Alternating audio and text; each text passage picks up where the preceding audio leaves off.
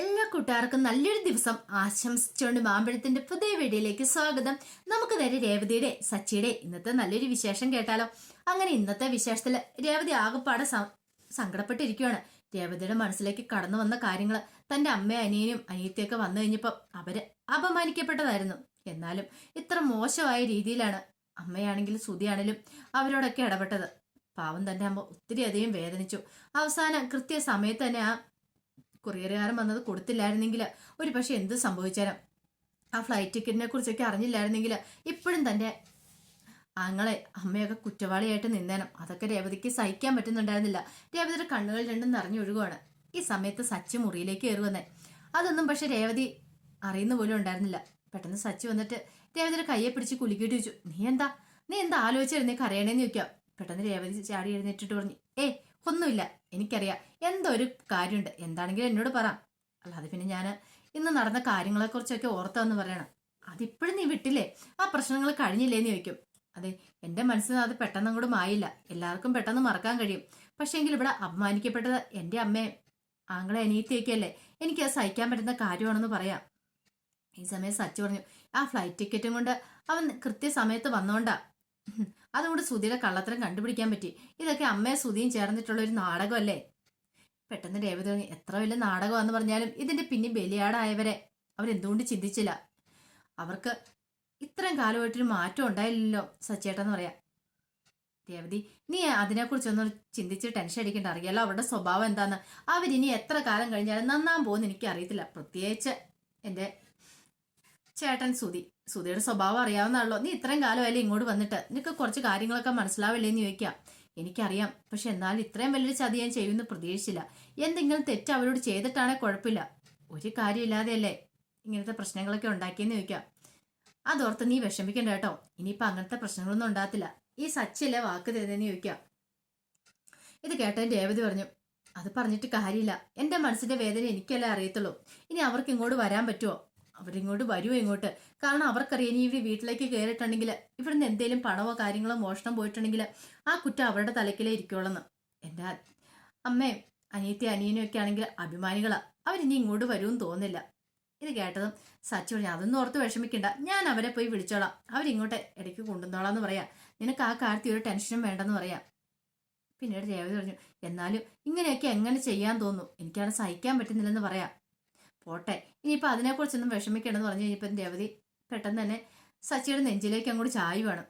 സച്ചി പറഞ്ഞു, എന്താന്ന് ചോദിക്കാൻ. ഒന്നുമില്ല, കാരണം എൻ്റെ മനസ്സിന് വിഷമം വന്നു കഴിയുമ്പം സച്ചിയേട്ടൻ എൻ്റെ അടുത്തുണ്ടെങ്കിൽ എൻ്റെ ഏത് വിഷമവും എനിക്കിപ്പം മാറിക്കിട്ടും മനസ്സിൽ എന്ന് പറഞ്ഞ് സച്ചിനെ കെട്ടിപ്പിടിച്ച് ആ കവളത്തിൽ ഉമ്മയും അങ്ങോട്ട് കൊടുക്കുകയാണ്. സച്ചി അത്ര സമയം വലിയ ജാടയാക്കിട്ടിരുന്നു. പിന്നീട് രേവതിനെ അങ്ങോട്ട് കെട്ടിപ്പിടിക്കുകയാണ്. രണ്ടുപേരും കൂടെ കെട്ടിപ്പിടിച്ച് ആ കട്ടിലേക്ക് പോയി മറിയുവാണ്. രേവതിക്ക് എന്തെന്നില്ലാത്ത സന്തോഷം തോന്നി. തൻ്റെ ഒപ്പം തൻ്റെ എല്ലാ സങ്കടങ്ങളിലും സച്ചിയേട്ടൻ കൂടെ ഉണ്ടല്ലോ, അങ്ങനെ ഒരു ചിന്തയായിരുന്നു രേവതിയുടെ മനസ്സിൽ. ഇങ്ങനെ തന്നെ മുന്നോട്ട് പോയാൽ മതി, ഏതൊരവസ്ഥ വന്നാലും തൻ്റെ കൂടെ തൻ്റെ ഒപ്പം ഒരാളുണ്ടല്ലോ എന്നൊരു ചിന്ത വന്നിട്ടുണ്ടെങ്കിൽ എല്ലാ പ്രശ്നങ്ങളും പരിഹരിക്കാനായിട്ട് തനിക്ക് സാധിക്കും എന്നൊരു ചിന്ത രേവതിയുടെ ഉള്ളിൽ ഉണ്ടാവുകയാണ്. പിന്നീട് കാണിക്കുന്ന പിറ്റേ ദിവസം നേരം വെളുത്തു. അപ്പൊ രേവതിയെ കാണാഞ്ഞിട്ട് ചന്ദ്രമതി അങ്ങോട്ട് അന്വേഷിച്ചു വരുവാണ്. ഇതെന്താ പോലെ ഇതുവരെയായിട്ട് ഇവള് മുറി തുറക്കാത്തെ?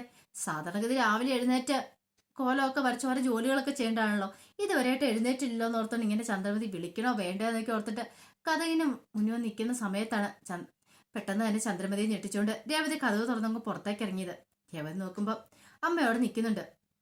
ചന്ദ്രമതി നോക്കി കഴിഞ്ഞപ്പോൾ കുളിയൊക്കെ കഴിഞ്ഞ് തലയിൽ തോർത്തുമുണ്ടൊക്കെ കെട്ടിയിട്ടാണ് രേവതി ഇറങ്ങി വരുന്നത്. ഓഹോ, ഇവിടെ ഇന്നും രാവിലെ കുളിച്ചോ? ആ ഒരു ടെൻഷൻ ചന്ദ്രമതിയുടെ മനസ്സിലുണ്ടായിരുന്നു. പെട്ടെന്ന് രേവതിയോട് ചോദിച്ചു, നീ എന്തിനാ രേവതി രാവിലെ കുളിച്ചെന്തിനാന്ന് ചോദിക്കുക. അല്ല അത് പിന്നെ അമ്മ ഒന്നുമില്ലാന്ന് പറയണേ. സത്യം പറ, കാര്യം എന്താന്ന് ചോദിക്കണേ. ഒന്നുമില്ലമ്മേ, കുളിക്കണമെന്ന് തോന്നി ഞാൻ കുളിച്ചു. അല്ല നീ എന്താ ഇത്ര സമയമായിട്ട് എഴുന്നേക്കായിരുന്നേ? അത് ഇച്ചിരി ലേറ്റ് ആയി പോയമ്മേന്ന് പറയണ. സാരമില്ലാട്ടോന്ന് പറയാം. അതെ, ഞാൻ അമ്മയ്ക്ക് ഇപ്പൊ എന്താ വെള്ളം ഉണ്ടാക്കി തരാന്ന് പറയാം. ഇത് കേട്ട ചന്ദ്രമതി പറഞ്ഞു, ഒരു ചായക്ക് വേണ്ട മണിക്കൂറോളം നിന്നെ കാത്തിരിക്കണമെന്ന് ചോദിക്കുക. അമ്മേ, ഒരു 10 മിനിറ്റ് ഇപ്പൊ തന്നെ ചായ എടുക്കാന്ന് പറഞ്ഞ് താഴേക്ക് ഇറങ്ങി പോവാണ്. ഈ സമയം ചന്ദ്രമതി അവിടെ നിൽക്കുമ്പോഴാണ് മുറി തുറന്ന് സുധി അങ്ങോട്ട് ഇറങ്ങുന്നത്. സുധി ഒരു ആയിക്കോട്ടെയൊക്കെ വിട്ട് അങ്ങോട്ട് വന്ന് നിൽക്കുകയാണ്. ഈ സമയം ചന്ദ്രമതി ചോദിച്ചു, അല്ല നീ എന്താടാ ഇപ്പോഴും എഴുന്നേറ്റ് വരുന്നേ? എന്ത് പറയാൻ എൻ്റെ അമ്മേ, ഇച്ച നേരത്തെ എഴുന്നേറ്റെന്ന് പറയണം. നീ എന്തിനാ നേരത്തെ എഴുന്നേറ്റാന്ന് ചോദിച്ചേ? അല്ല അത് പിന്നെ ഇനിയിപ്പോൾ കിടന്നിട്ട് ഉറക്കം വരുന്നില്ല. ഇന്നലെ രാത്രി 9 മണിയായപ്പോ കയറി കിടന്ന് ഉറങ്ങിയതാ, അതുകൊണ്ട് നേരത്തെ എഴുന്നേറ്റെന്ന് പറയാം. 9 മണിയായപ്പോ കയറി കിടന്ന് ഉറങ്ങിയോന്ന് ചോദിക്കാം. അതെ, എന്താ അമ്മേ കുഴപ്പം? ഇത് കേട്ടൻ ചന്ദ്രമതിക്ക് അങ്ങോട്ട് ദേഷ്യം വന്നു. നിന്നെയൊന്നും പറഞ്ഞിട്ട് കാര്യമില്ല, എന്നെ പറഞ്ഞിട്ട കാര്യമുള്ളെന്ന് പറയണം. അപ്പോഴാണ് ശ്രുതി അങ്ങോട്ട് ഇറങ്ങി വരുന്നത്. ശ്രുതി കുളിച്ചിട്ടൊന്നുമില്ല. എന്താ അവളെ, നീ രാവിലെ കുളിച്ചിട്ടൊന്നും ഇല്ലേന്ന് ചോദിക്കാം. എന്തിനാ അമ്മ രാവിലെ കുളിക്കുന്നേ, അതിന്റെ കാര്യം എന്തെങ്കിലും ഉണ്ടോന്ന് ചോദിക്കാം. ഓ, കുളിക്കാനൊന്നും തോന്നില്ല, അല്ലെങ്കിൽ തന്നെ ഇന്നലെ രാത്രിയിലാണെങ്കിൽ ഒത്തിരി താമസിച്ച അക്കൗണ്ടിലെ കണക്കുകളൊക്കെ നോക്കണമായിരുന്നു. അപ്പൊ ആ കാര്യങ്ങളൊക്കെ കഴിഞ്ഞിട്ടാ കിടന്നേന്ന് പറയാം. ഓഹോ, അപ്പൊ അതാണ് കാര്യം. പെട്ടെന്ന് ചന്ദ്രമ പറഞ്ഞു, നിന്നോടൊന്നും പറഞ്ഞിട്ട് ഒരു കാര്യമില്ല, ഇപ്പൊ ഒരു കാര്യം എനിക്ക് ബോധ്യമായെന്ന് പറയണം. ഇത് കേട്ടത് ശ്രുതിക്ക് ഏകദേശം കാര്യങ്ങളൊക്കെ മനസ്സിലായി. പെട്ടെന്ന് ശ്രുതി പറഞ്ഞു, അമ്മേ ഒരു ചായ കൊണ്ട തരുമെന്ന് ചോദിക്കണം. ചായ മിണ്ടല്ല, നിനക്ക് നിനക്ക് ചായ ഇല്ല ഞാൻ തരാൻ പോകുന്നേ എന്ന് പറയാണ്.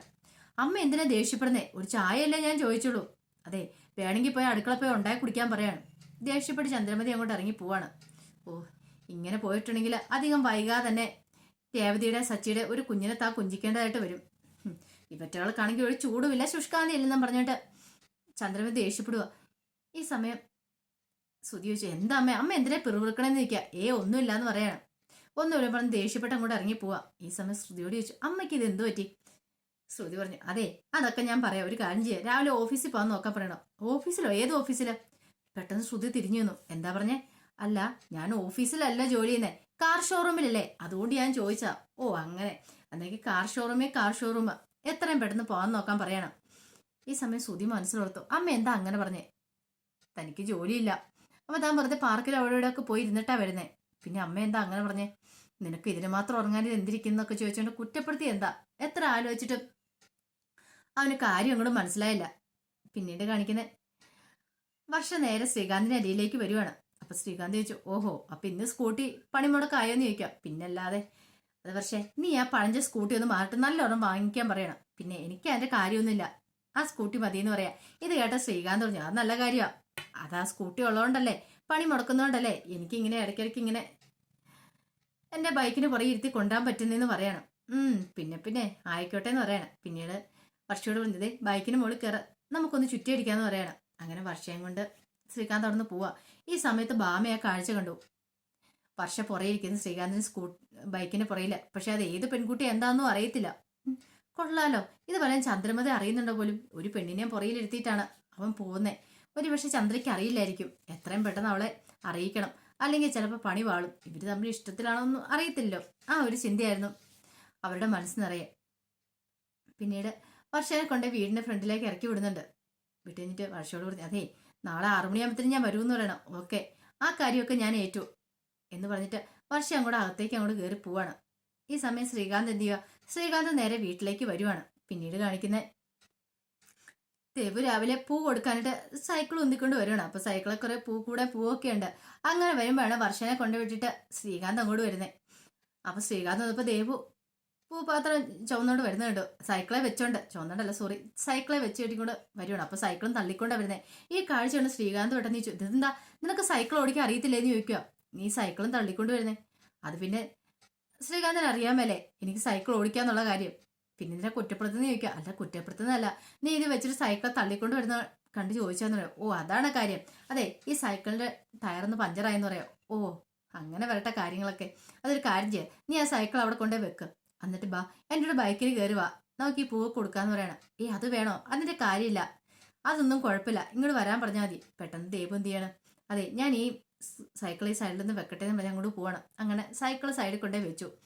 പിന്നീട് ശ്രീകാന്തിന്റെ അടുത്തേക്ക് വരുവാണ്. അപ്പൊ ശ്രീകാന്ത് ചോദിച്ചു, എന്ത് പറ്റി, നിന്റെ മുഖം എന്താ വല്ലായിരിക്കണം നിൽക്ക്? ഒന്നുമില്ല, അത് ചിലപ്പോൾ സൈക്കിൾ ഇങ്ങനെ തള്ളിക്കൊണ്ട് വന്നുകൊണ്ടായിരിക്കും എന്ന് പറയാണ്. ശ്രീകാന്തിനോട് പെട്ടെന്ന് അവൾ ചോദിച്ചു, അതേ ഒരു കാര്യം ഞാൻ ചോദിച്ചോട്ടെ, വർഷേനെ കണ്ടാലും ചോദിക്കും.